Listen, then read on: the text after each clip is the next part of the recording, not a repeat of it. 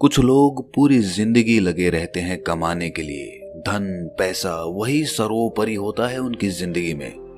उन्हें लगता है कि बहुत ज्यादा धन कमाने के बाद वो आराम से सुखी होकर अपना जीवन जिएंगे, लेकिन वही धन वही संपदा उसके बच्चों की लड़ाई का कारण बन जाती है। और वहीं दूसरी तरफ कुछ लोग अपना सब कुछ छोड़कर, अपना घर परिवार, अपनी धन संपदा सब कुछ पीछे छोड़कर संन्यास ले लेते हैं। उन्हें लगता है कि संसार को त्याग कर वो असल मुक्ति का रास्ता अपना सकते हैं, जीवन का असली सुख अनुभव कर सकते हैं। दोनों ही आदमी अपने अपने स्तर पर सुखी होने के लिए नाना प्रकार के प्रयास करते रहते हैं। एक धन संपदा इकट्ठी करता रहता है और दूसरा धन संपदा त्यागता रहता है। लेकिन सवाल ये है कि असली सुखी आदमी कौन है? वो जिसने धन संपदा इकट्ठी की या फिर वो जिसने धन संपदा त्याग दी? और अगर इन दोनों में से कोई नहीं, तो किस प्रकार का इंसान हमेशा सुखी रह सकता है? आज की जो बोध कहानी मैं आपको सुनाने वाला हूं, उसमें आपको ऐसे तरीके पता चलेंगे जो एक आदमी को असली सुख का अनुभव करा सकते हैं। इन तरीकों से जीवन यापन करने से आपको असली सुख के बारे में पता चलेगा, असली आनंद के बारे में, जिसे हम कहते हैं परमानंद, परमानंद, परमानंद। इससे पहले कि आप इस कहानी में खो जाएं, इस चैनल को सब्सक्राइब जरूर कर लें। तो चलिए कहानी शुरू करते हैं। जब किसी के घर में वैरागी मन का बच्चा पैदा हो जाए तो घर वालों को बहुत चिंता हो जाती है। घर वाले सोचते हैं कि ये संसार में कैसे जिंदा रहेगा, कैसे धन कमाएगा, कैसे अपना पालन पोषण करेगा, क्योंकि वैरागी मन का बच्चा अक्सर संसार से विरक्त ही रहता है। वैराग्य का मतलब ही अपनी मस्ती में खो जाना होता है। उसका इस संसार से कुछ लेना देना नहीं रह जाता। ऐसा ही बच्चा रामचंद्र का था। रामचंद्र एक गांव में रहा करते थे। रामचंद्र का गांव वेणुवन के पास था। उन्होंने अपने जीवन में बहुत धन संपदा कमाई। वो वहां के प्रतिष्ठित सेठ हुआ करते थे। लेकिन जब उनका पुत्र हुआ तो ज्योतिषियों ने बताया कि ये बच्चा आगे चलकर वैरागी हो जाएगा। वो ये सब धन संपदा त्याग देगा और ये धन संपदा यूं ही दान में चली जाएगी। ये सुनकर रामचंद्र बहुत चिंतित हो गया। जो धन संपदा उसने इतनी मेहनत से इकट्ठी की थी वो यूं ही दान में चली जाएगी, उसका बेटा वैरागी हो जाएगा। आखिर ये धन संपदा मैंने किसके लिए इकट्ठी की है? इसका भोग कौन करेगा? लेकिन जैसे तैसे रामचंद्र ने ज्योतिषियों से कुछ तरीके पूछ लिए कि वो अपने बच्चे को कैसे वैरागी बनने से रोक सकता है। ज्योतिषियों ने भी उन्हें कुछ तरीके बताए जिसके द्वारा वो श्याम को, यानी उनका बेटा, उसको वैरागी बनने से रोक सके। धीरे धीरे समय बीतता रहा और दुनिया अपने चलन से चलती रही। श्याम धीरे धीरे बड़ा होने लगा और उसके पिताजी यानी कि रामचंद्र फिर से धन संपदा और ज्यादा बनाने में जुट गए। श्याम के पिता ने श्याम के लिए किसी भी चीज की कोई कमी नहीं छोड़ी थी। हर इच्छा उसकी पूरी होती थी। वो उसको सुखी रखना चाहते थे। वो चाहते थे कि मेरे बेटे को दुख का अनुभव ही ना हो, तो फिर वो वैरागी क्यों बनेगा?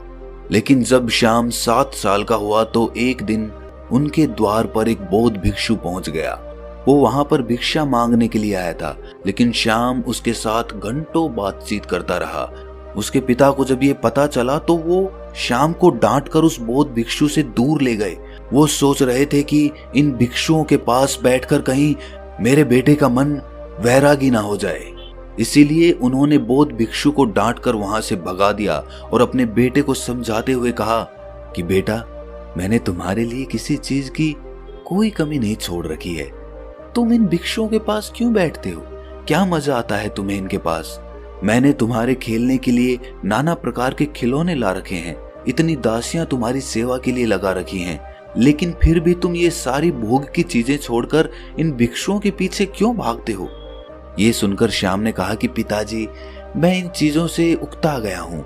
ये सब चीजें मैंने इतनी ज्यादा भोग ली हैं कि मेरा मन अब इनसे ऊब चुका है। मुझे कुछ और चीजें चाहिए, कुछ और आनंद चाहिए, कुछ अलग प्रकार का सुख चाहिए। अब श्याम तो बच्चा था। उसके पिताजी उसको इस बात का क्या जवाब देते? उनके पास इस बात का कोई जवाब नहीं बना। आखिरकार उन्होंने निश्चय किया कि वो उसके मनोरंजन के लिए और भी नई नई चीजें लेकर आएगा ताकि उसका मन वैराग्य की तरफ भटक ना सके। लेकिन जैसे जैसे श्याम बड़ा हो रहा था वो समझदार भी हो रहा था और अब उसे समझ में आ चुका था कि धन संपदा इकट्ठी करने से कोई सुख प्राप्त नहीं होता है, वो बस सुख की भ्रांति देता है। इसीलिए वो ज्यादातर अपना समय संतों और भिक्षुओं के साथ बिताने लगा। एक दिन जब उसके पिता ने उसे संतों के पास बैठे देखा तो उसका खून खोल गया। उसने सोचा कि मैंने जिंदगी भर जिस बच्चे के लिए कमाया वो भिक्षु बनने जा रहा है। मैंने उसको इतना समझाया, सारी सुख सुविधाएं उसके लिए हाजिर करवाई और फिर भी ये मुझे छोड़कर, मेरी संपत्ति को छोड़कर वैरागी बनना चाहता है। ऐसा वैराग्य में है क्या? उसका मन इस बात से बहुत ज्यादा दुखी हो गया था। इसीलिए उसने गुस्से में अपने बेटे का हाथ पकड़ा और सीधा उसे अपने घर पर ले गया। घर ले जाकर उसने अपने बेटे के चेहरे पर तमाच से एक थप्पड़ मारा।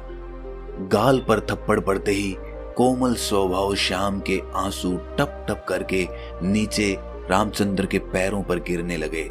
इसके बाद रामचंद्र को एहसास हुआ कि उसने बेवजह ही, बिना कोई बात ही अपने बेटे को यूं ही थप्पड़ मार दिया। उसने अपने बेटे को समझाते हुए कहा, मैं तुम्हारे आगे हाथ जोड़ता हूं। मैंने ये धन संपदा इसीलिए इकट्ठी नहीं की कि ये दान में चली जाए। मैं चाहता हूं कि तुम इसका सुख भोग करो, तुम मेरी संपत्ति को भोगो। तुम्हारे अलावा मेरा है ही कौन? इस संपत्ति का मालिक कौन बनेगा? और यही असली सुख है। पूरी दुनिया धन के पीछे भाग रही है और तुम्हें ये धन विरासत में मिल रहा है। इसका भोग करो। तुम क्यों वैराग्य की तरफ जा रहे हो? ऐसा क्या है भिक्षुओं में, ऐसा क्या है इन संतों में जो इस खजाने में नहीं है, जो इन दासियों में नहीं है, जो इन नाना प्रकार की भोग की वस्तुओं में नहीं है? ऐसा क्या है संतों में? ये सुनकर श्याम ने अपने पिता से कहा कि पिताजी, मैं आपकी हर एक बात मानूंगा, बस आप एक बार आज शाम को मेरे साथ चलो। आज एक बहुत ही अच्छे संत का एक वक्तव्य होने वाला है। वो सत्संग करने वाले हैं, उपदेश होने वाला है ज्ञान का। आप एक बार वो ज्ञान का उपदेश सुन लीजिए। उसके बाद आप जो भी कहेंगे मैं आपकी हर आज्ञा का पालन करूंगा। पर आज शाम सिर्फ मेरे कहने से आप ये उपदेश सुन लीजिए। ये सुनकर रामचंद्र जोर जोर से हंसने लगा। उसने कहा कि ये कौन सी बड़ी बात है, मैं सुन लेता हूं प्रवचन, बताओ किस संत का सुनना है। लेकिन उसके बाद अपना वादा याद रखना। देखो श्याम, सिर्फ तुम्हारे कहने भर से मैं उस संत का प्रवचन सुनूंगा, अन्यथा मुझे इन संतों के प्रवचन में कोई भी मजा नहीं आता है। ये सुनकर श्याम ने हाँ में सर हिला दिया। शाम को दोनों बाप बेटे उस प्रवचन स्थल पर पहुंच गए जहां पर वो संत आज उपदेश देने वाले थे। थोड़ी देर बाद जब वो संत वहां पर पहुंचे तो सभी लोगों ने उठकर उनका अभिनंदन किया। उसके बाद संत ने कहना शुरू किया कि संतोष के फल बहुत मीठे होते हैं। जो आदमी संतोष का फल चख लेता है उसके मन में अपार शांति का उदय होता है। इंसान को जो कुछ मिला है उसी में उसे संतोष करने का अभ्यास करना चाहिए। कोई आदमी गरीब है तो कोई आदमी अमीर है, लेकिन दोनों में ही ज्यादा धन पाने की इच्छा है, ज्यादा धन पाने की लालसा है। तो दोनों में अंतर क्या हुआ? लेकिन जो इंसान जितना है उसी में संतोष करना सीख लेता है तो उस इंसान ने परमात्मा की तरफ अपना पहला कदम बढ़ा दिया। तो वहीं पर सभा में एक विकलांग आदमी बैठा हुआ था।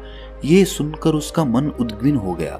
उसने तत्क्षण उस संत से पूछा कि हे महात्मन, आप कहते हैं कि संतोष रखिए, मैं किस प्रकार संतोष रखूं? मुझे भगवान ने क्या दिया? मुझे तो हाथ पैर भी सही सलामत नहीं दिए ताकि मैं अपना पेट भर सकूं।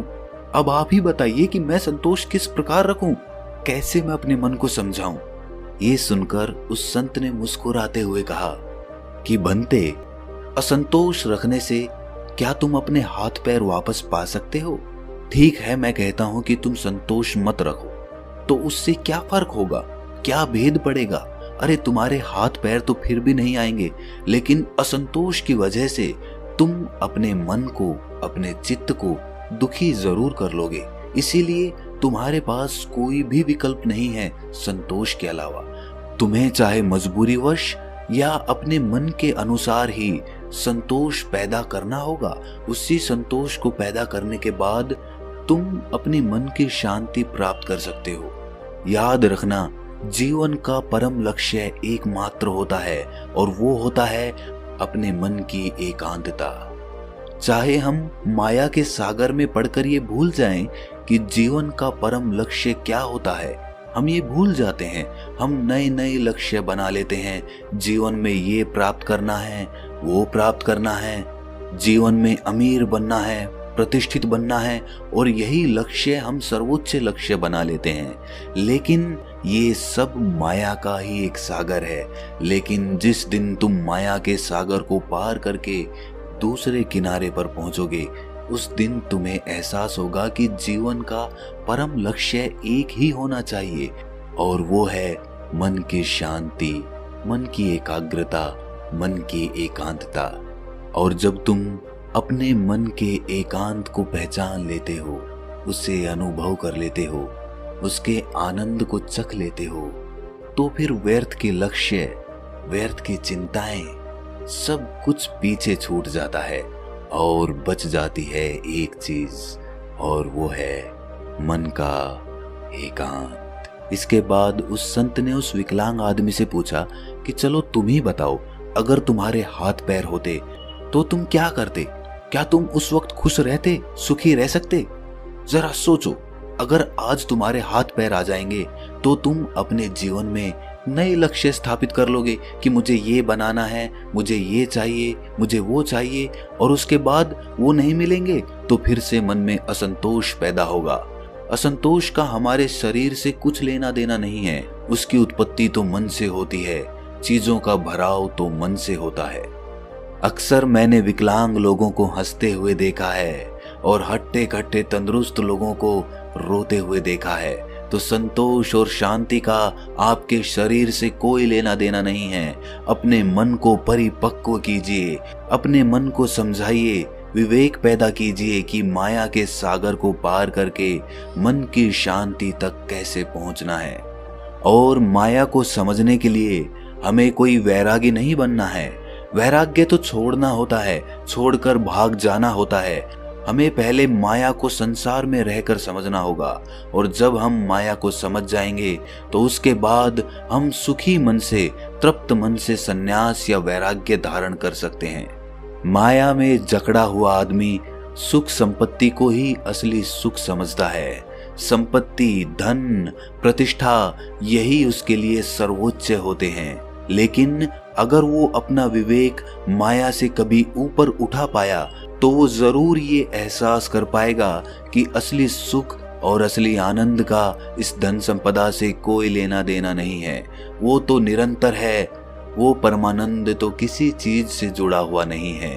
वो तो सिर्फ परमात्मा के लिए है, उस शाश्वत सत्ता के लिए है जो उसको माया से पार उतार रही है।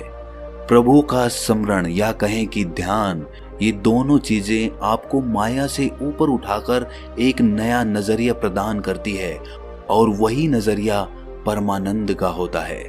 ध्यान और प्रभु के स्मरण के अलावा अगर हम प्रेम का रास्ता चुनते हैं, दिव्य प्रेम का, तो भी हम उस परमानंद को हासिल कर सकते हैं। और प्रेम का रास्ता ध्यान के रास्ते से कहीं आसान है। इसीलिए दिव्य प्रेम का अभ्यास कीजिए। वो प्रेम जो किसी चीज से जुड़ा हुआ नहीं है, जो स्वतंत्र है, जो आजाद है, जो सभी प्राणी मात्र के लिए है। 3 रास्ते जो माया से ऊपर उठाकर परमानंद की स्थिति प्रदान करते हैं, ध्यान, प्रेम और प्रभु का स्मरण। आप कोई भी रास्ता अपना सकते हैं, सभी रास्ते एक ही मंजिल पर पहुंचते हैं। आज की युवा पीढ़ी अक्सर अपना समय गीत सुनने में लगा देते हैं, फिल्मी गीत, सिनेमा इत्यादि में अपना समय बिताते हैं। लेकिन हमारे पूर्वज हुआ करते थे जो सुबह और संध्या दोनों वक्त आरती और भजन किया करते थे, ढोल बजाते थे, कुछ लोग गाते थे और साथ मिलकर भजन कीर्तन किया करते थे। एक सत्संग होता था। लेकिन आज की युवा पीढ़ी इन सब चीजों को पीछे छोड़ चुकी है। भजन, आरती, कीर्तन, सत्संग इत्यादि करने से क्या होता है? आप उन लोगों को अंधविश्वासी कहते हैं।